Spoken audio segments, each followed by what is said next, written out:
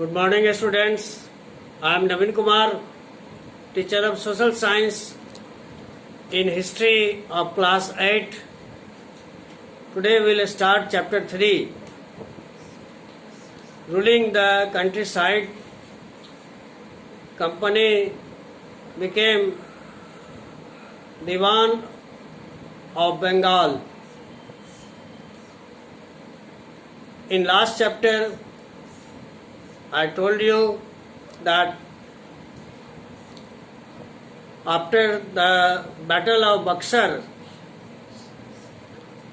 in 1765, Mughal Emperor appointed East India Company as the Diwan of Bengal.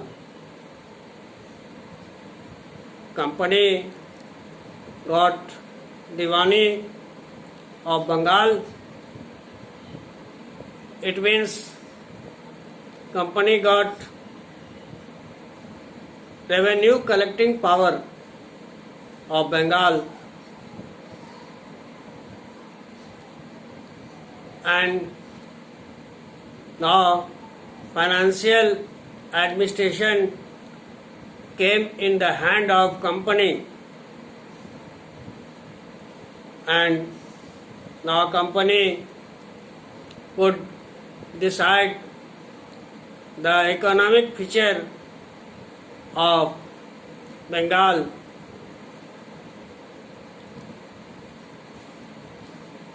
East India Company basically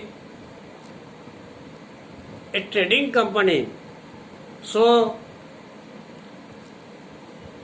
company always tried to get more and more profit,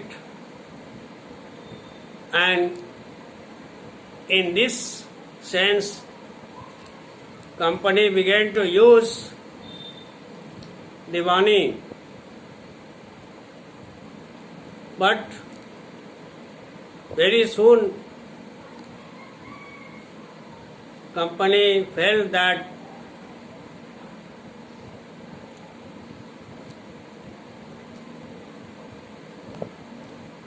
revenue of Bengal, economic condition of Bengal was very miserable.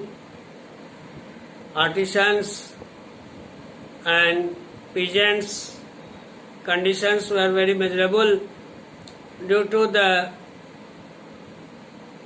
policies of company to get more and more profit, and after that company thought to improve the condition of Bengal, economic condition of Bengal. Without improving economic condition, it was not possible to get more and more revenue from Bengal or to get more and more profit from Bengal. So several debates, discussions took place among the officials of companies for a longer period. In 1770, at that time in 1770, there was a great famine took place in Bengal, and this famine fully destroyed the economy of Bengal. The economic condition of the people in Bengal became very miserable, and a large number of people were died during that period. So After a long debate and discussions about for 2 decades, a policy was decided by the company, that was the permanent settlement. Permanent settlement was implemented in 1793 during the period of Lord Cornwallis, and such type of settlements were also established in other regions of India. In northern part, Mahalwari system; in southern India, there was Rayatwari system, were implemented or established to collect the revenue in a fixed amount regularly.